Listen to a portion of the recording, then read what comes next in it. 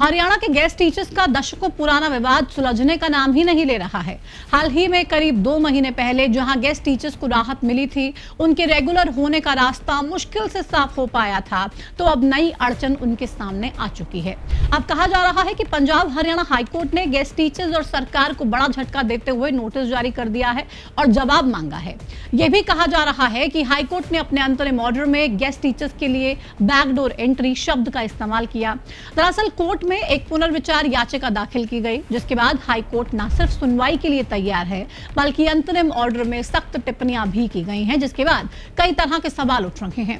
High court ने guest teachers के लिए बैकडोर एंट्री शब्द का इस्तेमाल क्यों किया? अब अगली सुनवाई कब होगी और क्या गेस्ट टीचर्स और सरकार ने कोर्ट से तथ्य छिपाए? इस रिपोर्ट में आपको बताऊंगी। नमस्कार, आपके साथ में प्रतिमा दत्ता।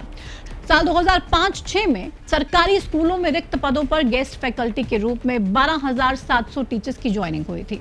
ज्वाइनिंग के बाद से ही ये टीचर्स परमानेंट होने की मांग कर रहे थे, लेकिन अभी तक इस विवाद का समाधान होता नजर नहीं आ रहा। पंजाब हरियाणा हाईकोर्ट ने इस मामले में 25 मई को अपना फैसला सुनाया, लेकिन अब फिर से ये मामला कानूनी दांवपेच में फंसता नजर आ रहा है। कोर्ट के फैसले के खिलाफ पुनर्विचार याचिका दाखिल की गई, जिसे न सिर्फ कोर्ट ने स्वीकार किया, बल्कि संबंधित पक्षों, सरकार और गेस्ट टीचर्स को नोटिस जारी कर जवाब दाखिल करने के लिए कह दिया गया है। कोर्ट के अंतरिम ऑर्डर में क्या है और क्यों अपने ही फैसले पर पुनर्विचार के लिए हाईकोर्ट तैयार हो गया है, वो भी आपको बताएंगे। लेकिन सबसे पहले आपको बताते हैं कि इस पुनर्विचार याचिका में क्या-क्या गंभीर दावे किए गए हैं।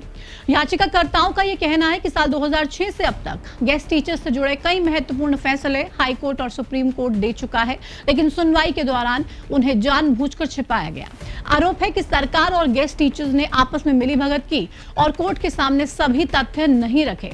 याचिका में अलग अलग समय पर जो कोर्ट केस चले, उन मामलों में कोर्ट के आदेशों का रिकॉर्ड भी कोर्ट में पेश किया गया और साथ ही 30 मार्च 2011 के डिवीजन बेंच के उस फैसले का जिक्र भी किया गया, जिसमें बेंच ने यह माना था कि गेस्ट टीचर्स की नियुक्ति बैकडोर एंट्री थी।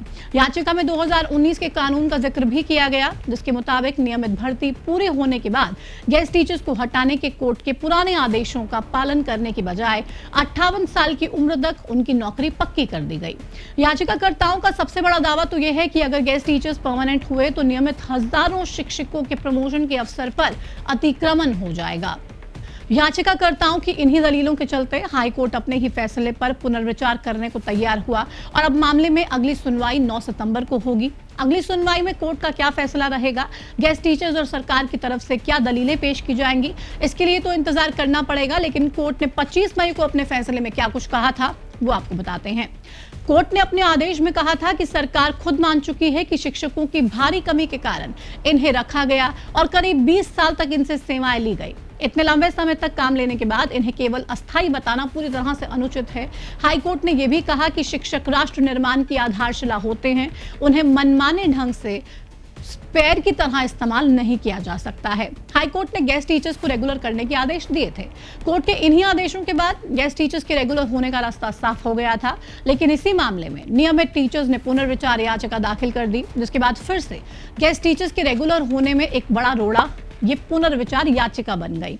हालांकि अब ये देखना होगा, जो गेस्ट टीचर्स 20 सालों से विभाग को अपनी सेवाएं दे रहे हैं, लगातार नियमित होने की लड़ाई लड़ रहे हैं, अब उन्हें कोर्ट से राहत मिलेगी या फिर नहीं।